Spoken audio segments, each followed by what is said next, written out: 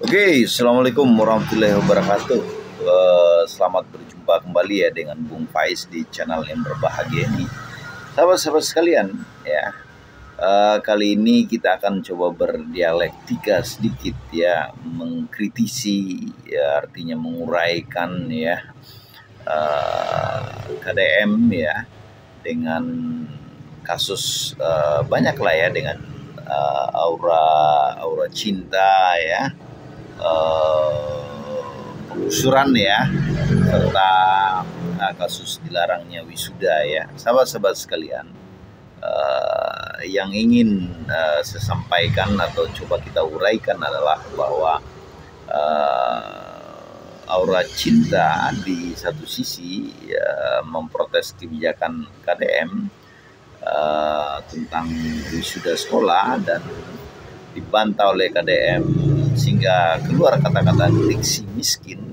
Dan sekali lagi yang ingin saya sampaikan, KDM harus berhati-hati ya dengan diksi miskin, karena kita tahu ya brand politik yang dibangun oleh KDM itu kan dari emosional rakyat miskin di Jabar ya. Itu dalam konten-kontennya kan sebelumnya begitu, dia membangun brand berdasarkan emosional yang kuat terhadap rakyat miskin ya. Dan kita juga tahu KDM kan berasal yang katanya juga dari rakyat ibunya dulu miskin katanya ya, yang saya dengar ya, coba dikoreksi kalau salah. Jadi sekali lagi, aura cinta kalau diperpanjang oleh KDM akan menjadi antitesis dari KDM dan akan menjadi batu sandungan, sehingga ke depannya itu saya rasa KDM harus berhati-hati dengan diksi miskin, yang karena diksi miskin itulah dia menurut pandangan saya itu bisa menjabat sebagai gubernur. Dan kita juga tahu ya, kinerja daripada KDM juga secara politik, secara kebijakan juga masih biasa-biasa saja kan. Yang populis yang dilakukan adalah pembebasan daripada STNK ya, STNK biaya STNK, penghapusan ya. Itu cukup dan sangat bagus untuk rakyat ya, tetapi sekali lagi bermain dengan diksi-diksi miskin akan menghantam KDM sendiri, karena kita tahu Jabar angka kemiskinan yaitu menyumbang angka kemiskinan nasional sangat tinggi. Kalau tidak salah posisinya 3 atau 4 itu. Tolong dikoreksi kalau salah ya. Nah, sahabat-sahabat sekalian, sekali lagi misalnya melarang, saya coba berpikir dalam frame yang berbeda dengan KDM yang sempat melontarkan kata-kata, kalau tidak salah saya juga, Anda miskin tapi belagu. Saya rasa bahaya itu KDM melakukan itu. Kedepannya kalau itu terjadi berulang-ulang, saya rasa publik miskin yang dibangun oleh KDM akan menghukum dia sendiri. Nah, sama-sama sekali lagi kita coba menganalogi, mengurut pemikiran dari KDM bahwa kenapa penghapusan wisuda itu ya. Nah, coba kita alasan ya. Pertama, katanya tidak ada di negara lain. Saya juga ingin bertanya, di negara lain itu halal bihalal juga tidak ada. Kenapa di Indonesia diadakan? That is culture ya, atau budaya, atau sesuatu yang terbentuk ya. Dan saya rasa alasan cinta Laura sangat bagus. Dia mempunyai suatu pride diri yang bagus. Dia menolak sumbangan 10 juta dari KDM. Harusnya KDM berpikir itu tanah itu, saya kalau loncat dikit ya, tanah itu kan kenapa dia bisa tinggal bertahun-tahun, dan kenapa harus di zaman KDM? Apa tidak ada dispensasi atau sebagainya? Tolong itu dipikirkan ya. Menggusur orang itu kan tidak mudah, apalagi kalau kita dari rakyat miskin ini pernah mengalaminya. Sahabat-sahabat sekalian, sekali lagi ya, saya akan menguraikan kembali. Dilarangnya wisuda itu kan karena memberatkan orang tua ya. Kenapa memberatkan orang tua? Karena orang tua nggak mampu. Orang tua banyak orang miskin. Kita kan uraikan cara berpikir KDM.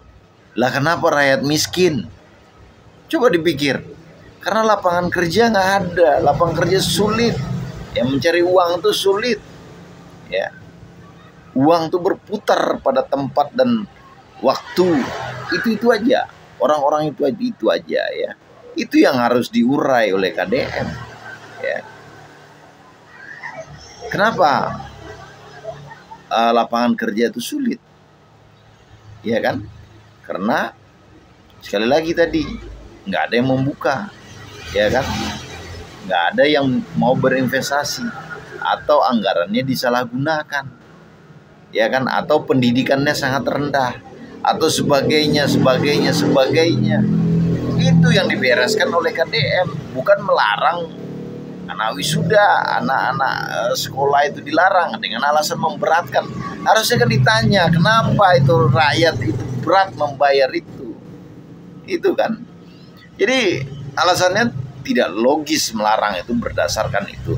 Artinya apa? Jabar selama ini ya, kalau rakyatnya miskinnya banyak, ya salah Pemdanya, ya salahkan rakyat aja, ya kan. Kenapa tidak Jabar ini tidak mampu membuka lapangan kerja, kan begitu. Kenapa pemerintah Jabar ini, kalau kita ngomong pemerintah Jabar ya, atau kita naikin ke atas pemerintah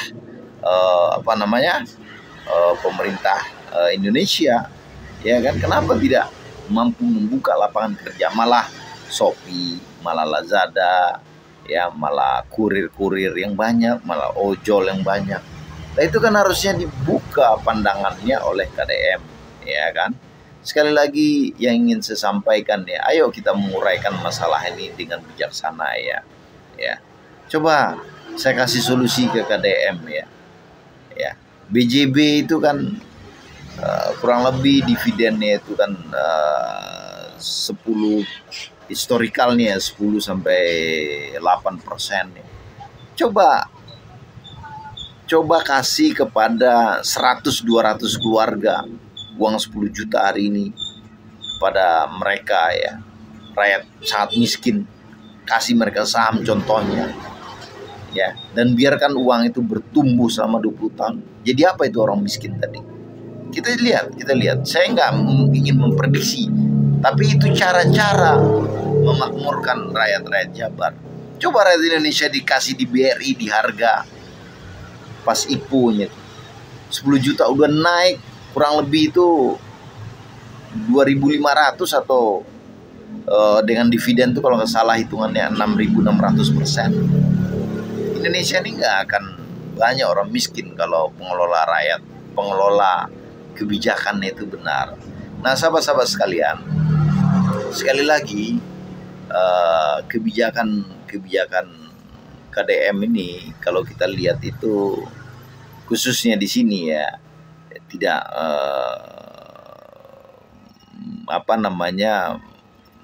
membuat efek placebo ya, padahal sebenarnya tidak memecahkan akar masalah daripada problem itu. Dan ketika kepemimpinannya berganti ya, roda akan berputar lagi ke tempat semula. Rakyat tetap miskin. Terima kasih.